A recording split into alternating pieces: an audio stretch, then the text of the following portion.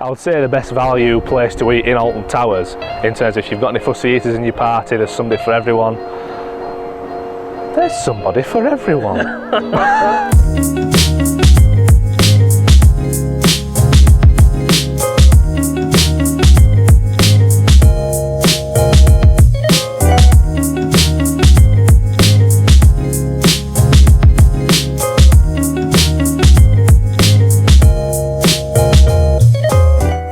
Welcome to episode 1 of DINE on the Alton Back YouTube channel. Today we're at Alton Towers and we're going to be reviewing pizza pasta in the Katanga Canyon area. Pizza pasta at Alton Towers. It's an all-you-can-eat buffet style place that serves pizza, pasta, for some reason that they don't advertise ice cream and salad, but nobody's going for salad, let's be honest. It costs £14 in total for adults and £7.50 for kids. With your meal in discount it's £11.20 for adults and £6 for kids. We've noticed that at peak times, particularly in summer, as it's an all-you-can-eat place, there's a steady stream of people, and if you don't go before, I would say, 10 to 12 or after 2:30, you're going to struggle to get a seat. You're going to be queuing outside if it's raining. Not good for kids. I won't bother with that. They have got additional areas round the back, but it's in sort of temporary accommodation that's heated using poor heaters, and if you go even further down in the external part, it's just a tent, and if it's open or it's raining you will be cold in there. So in terms of drinks, we've got some alcoholic drinks, some ciders, some wine options for the adults. For kids there was a water fountain with squashes, Schweppes squashes, so branded ones, actually good ones, and that's alongside the included unlimited soft drinks, which are your standard Coke Zero, Fanta, I think it was lemonade, and on the day we visited there was no Coke full fat, so fortunately there's none of that.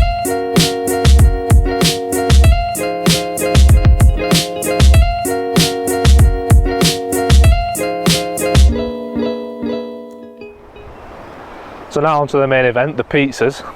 Off the top of my head, they are pretty bog standard, but there's no initial complaints about them at all. They're all fairly tasty. You've got standard flavours, you've got pepperoni, you've got a vegetable one for vegetarians, margarita for vegetarians as well, spicy beef. They also do gluten-free options, which you have to request, and they'll cook a fresh one for you and bring it out, which I think is quite good. I've not noticed many places across Alton Towers in particular that do that on that sort of scale, where they'll cook you a fresh one. The pizzas, generally, when I've been to pizza, the pizzas are quite, especially pepperoni and margarita, they're quite oily. There wasn't any residue grease at all, other than in the cooking pan, which I suspect as the session goes on, and we were in there for quite a while, as you can probably tell, we were eating a lot of pizza, the base of the pizza got more and more crispier as it went on, and I think that's because of the residual oil in the cooking pan. So if you don't like your pizzas crispy, don't go late. Onto the salad. Unfortunately we did try some for review purposes. Pretty much bog standard selection again. The cold pasta as mentioned earlier, but I said I won't bother with that. A standard selection of salad based vegetables and other things. I'm not a salad connoisseur, so I wouldn't really know if it's that good a selection. We did try some of the sauces and the dressings on it. The honey mustard I think was quite good, the Thousand Island good, and also the Caesar dressing tasted like it had been sort of concentrated 5 times, not thinned out and then put in the tub, because it was incredibly strong, far too strong for my tastes anyway. Onto the pasta options now. There's 2 main pasta options. There is some cold pasta on the salad bar, but don't bother. The hot options are bolognese pasta and a vegetable pasta. Both pretty bog standard, like the pizzas. The bolognese nice, not a lot of mince, but what can you expect for the price? Vegetable pasta, fine. Well cooked. On first appearance it looked quite stodgy when you're trying to use the serving spoon that's the size of a teaspoon, try and get pieces of pasta onto your plate, but it wasn't. It had some bite to it. Pretty tasty, to be honest with you. They do some garlic bread, which is sort of dubbed as the healthy option to have with the salad for the health conscious who are at a pizza and pasta all you can eat. It was, because it was quite thin and done in the same base as the pizza, it was quite oily, and I couldn't detect any garlic flavour whatsoever, so I'd pretty much avoid that. They call it breadsticks, but it's not breadsticks, it's garlic bread.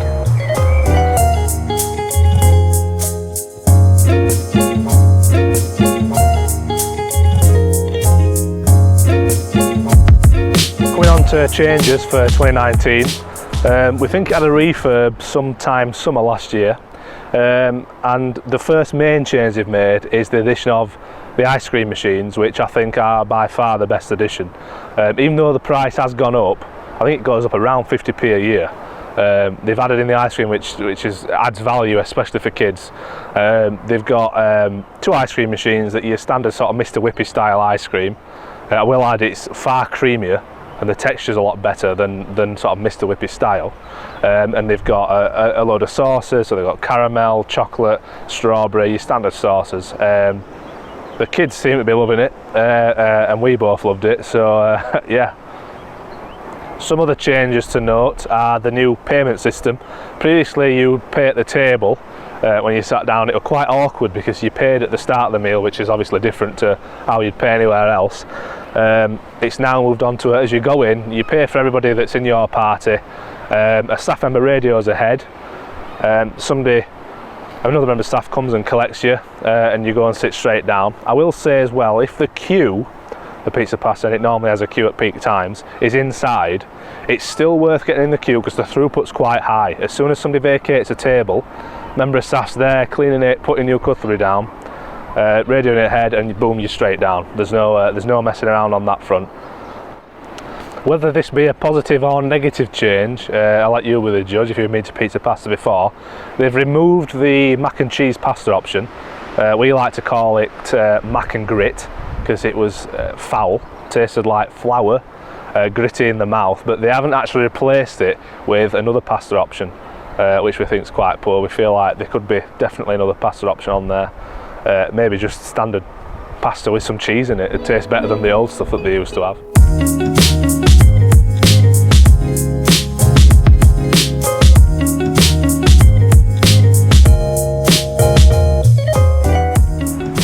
Some of the not so good changes is the drinks machine.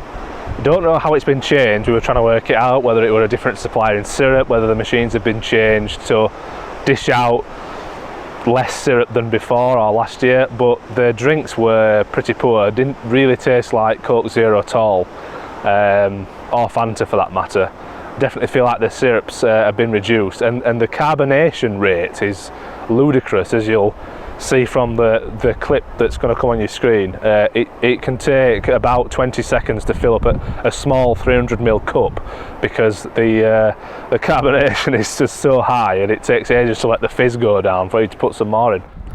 What's disappointing to see this season, during the refurb, we thought they'd do something with the toilets, because I feel like it's the worst thing about pizza pasta. The toilets are nothing short of terrible. There's only 2. They're not gender specific, they're adjacent to tables where people eat, as in a door opens, there's a very small corridor that's usually cramped with people queuing to use the toilet.